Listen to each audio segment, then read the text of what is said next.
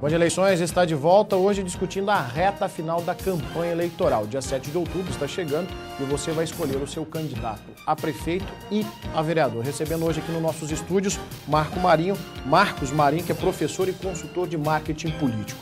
Antes de ir para o intervalo, Marcos, a gente estava falando das campanhas a vereador. Agora eu queria saber de você, na campanha majoritária, o modelo de campanha no rádio e na TV foi convincente? Ricardo, eu fiz questão, sabendo que gravaria com você aqui, de colocar um questionamento no meu Facebook para que as pessoas pudessem me dar um pouco de embasamento em loco. O que eu pude perceber é esse modelo de campanha com propostas vazias, com propostas que não são factíveis, que não são no mínimo verossímeis, não encantam mais o eleitor. O eleitor ele não mais quer ver apenas o espetáculo, um rosto bonito, um ator dando apoio ao candidato na propaganda eleitoral. Ele quer realmente ter acesso a um conteúdo que ele entenda como coerente. Ele quer realmente ver uma proposta onde o candidato mostre como ele vai atuar. O que mais questionaram nos comentários que fizeram na rede social foi que eles esperavam que o candidato chegasse e falasse: olha, eu vou resolver tal problema que eu não resolvi, ou eu vou resolver tal problema que o fulano não resolveu, desse e desse modelo. Então eu tenho percebido que, apesar dessa grande massa que se afastou da política, as pessoas que continuam ainda ouvindo o programa eleitoral, tendo interesse de conhecer um pouco mais sobre o pleito, estão mais críticas. Não caem mais em qualquer tipo de balela. Então isso vai ser uma coisa que para as próximas eleições vai ter que ser totalmente repensada. Eu vou propor, eu não posso mais propor simplesmente para espetacularizar o pleito. Eu tenho que propor algo coerente, porque estão me avaliando, estão verificando. Hoje, como eu comentei no início, com o advento da internet, tudo que eu propor, o cidadão tem condição de entrar na internet, avaliar se aquele tipo de obra é feito com aquele tipo de recurso, quanto tempo gastaria e fazer uma conta simples. Bom, tantas obras desse porte é impossível. Ou então, não, isso realmente é factível. Hoje em dia as pessoas confrontam mais as propostas. Não dá mais para simplesmente propor um mundo e deixar o cara pensando, não, ele vai conseguir fazer porque ele é uma pessoa iluminada. Até porque é muito fácil você expor as vontades, as promessas, mas não falar como fazer, da onde vai vir o dinheiro, como que a coisa vai funcionar na prática, né? É muito fácil você lançar e ficar por isso mesmo. Exatamente. Eu acho que ficou bastante claro nessas últimas semanas de campanha, onde todos os candidatos tiveram que vir em seus programas e explicar como seria feito tal e tal proposta. O Jovair teve que explicar melhor como seria o plano de saúde dele. Eu vi o programa do Paulo, ele teve que explicar como seria a construção dos CMEs que ele propôs, porque eles perceberam a rejeição do público. Não adianta mais propor, eu vou construir 1 milhão de escolas. O povo quer saber como você vai construir, porque eles sabem fazer conta atualmente. Olha, se em tantos anos ele fez tantas, em 4 anos ele não vai conseguir fazer 3 vezes mais que isso. Então eu pude perceber isso. E o bacana, para quem trabalha com marketing político, como eu trabalho, você tem que sempre monitorar a recepção do público. O público é o termômetro. Então, se eu percebo que a minha proposta gerou um incômodo na população, eu tenho que imediatamente vir e explicar melhor a minha proposta. Porque senão eu corro o risco de cair no descrédito. E cair no descrédito é rejeição. Rejeição, eu perco voto. Você acredita que, por exemplo, porque quando o candidato ele lança as propostas no horário eleitoral, é uma mão de via única. Agora, eu quero saber de você assim, você acredita que as entrevistas e os debates que as emissoras de televisão proporcionaram, a TV Goiânia Band foi a primeira, inclusive, a fazer um debate com todos os candidatos à prefeitura da capital. Depois nós trouxemos os candidatos aqui também no programa Brasil Urgente com Joel Datena e as outras emissoras seguiram aí e também fizeram essas entrevistas. Você acredita que esse foi um marco importante para justamente apertar os candidatos, eles poderem expressar como fazer essas propostas, essas promessas mirabolantes? Com certeza. Eu acredito que o debate é um dos momentos em que o eleitor mais tem condição de confrontar propostas. Porque é um momento onde você coloca cada candidato um ao lado do outro e dá oportunidade para que eles mesmos questionem um ao outro, porque eles têm conhecimento mais profícuo daquele momento, daquelas propostas. Ao ponto que eu faço uma proposta, tenho certeza que você, enquanto meu oponente, já pensou em como desconstruir a minha proposta. E esse tipo de embate consegue, às vezes, esclarecer um pouco mais o eleitor. Quando eu proponho e ninguém me questiona, é uma coisa. Quando eu proponho e tem mais 5 ou 6 para questionar a minha proposta, eu preciso me embasar melhor. Então, obviamente que a aparição dos candidatos em debate é muito positiva. O eleitor aguarda por isso enquanto um meio de tentar definir o seu voto. A questão é que muitas vezes a gente percebe que alguns debates ficam muito mornos. E aí eu acredito que o papel do jornalista é importante. Quando você abre para perguntas do público, quando você tem um jornalista que é mais ácido às vezes, que vai mais a fundo na questão, o público fica mais interessado. Porque quando é aquele debate que ninguém pergunta nada com medo de ofender o candidato, né, fica um O eleitor saco. se sente representado, né? Quando o jornalista vai lá e dá um aperto no candidato, né? Com certeza, com certeza. Até assim, o próprio eleitor, ele espera isso dos jornalistas.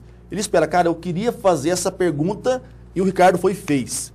Aí ele se sente bem. Ele sente que realmente tem alguém que está intermediando o contato dele com o candidato, mas é alguém que também é eleitor e também tem as dúvidas e curiosidades que ele tem. Agora, eu não sei se você concorda comigo, mas muitos dos candidatos, eu tive a oportunidade de entrevistar vários, inclusive do interior do estado, muitos falam muito e não dizem nada, né? Eles dão uma volta, tem uma conversa fiada e não respondem as perguntas que o eleitor quer saber. Ricardo, eu acho que eles continuam muito na teoria da retórica, né? Que eu tenho que falar bonito e embelezar as palavras para convencer.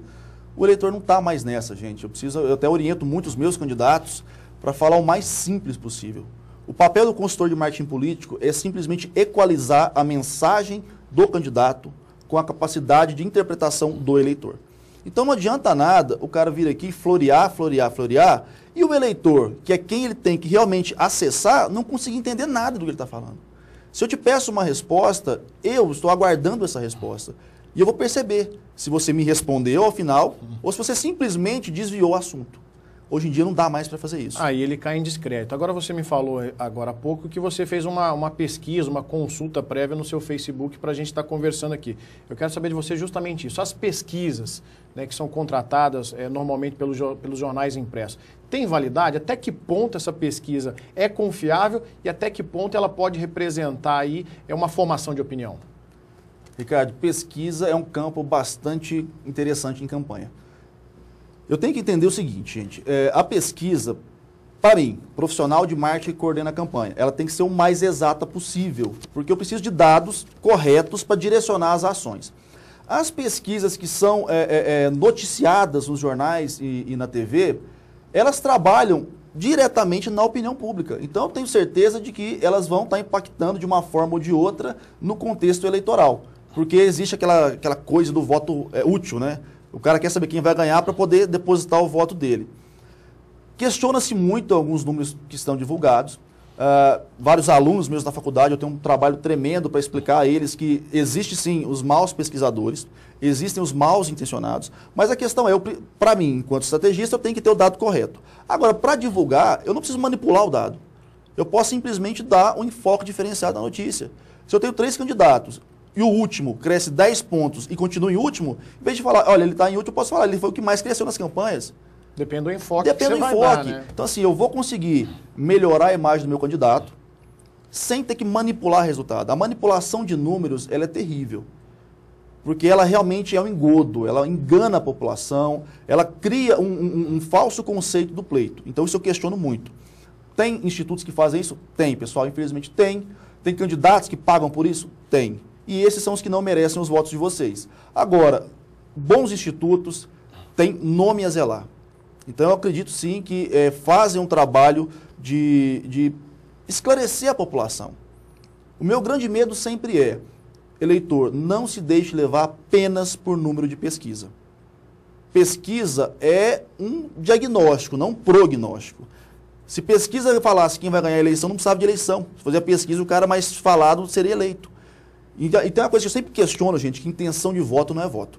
Eu posso falar que eu tenho intenção de votar no Ricardo, mas no dia da eleição, pelo contexto que eu vou estar vivendo naquele momento, pelas influências que eu vou receber, eu posso votar em outra pessoa. Mas você está falando aí para o eleitor ficar atento, não confiar plenamente nas pesquisas. Os próprios candidatos não confiam nas pesquisas. Porque quem está na parte de cima, tudo bem, está numa situação confortável. Mas quem está embaixo fala que não acredita em pesquisa. Quer dizer, os próprios candidatos não dão muito valor a esses números, né, Marcos? Não, assim, eu não falei que não é para o eleitor não confiar em pesquisa, calma. Eu falei para ele não se embasar somente na pesquisa. Claro. Ele tem que ter um envolvimento maior. Ele tem que pesquisar, tem que ir à rua e tem que participar do processo político. Porque senão ele vai sempre ter uma visão unilateral, que é só de alguém que pesquisou, e pesquisa é momentânea e é só uma fotografia de todo o contexto.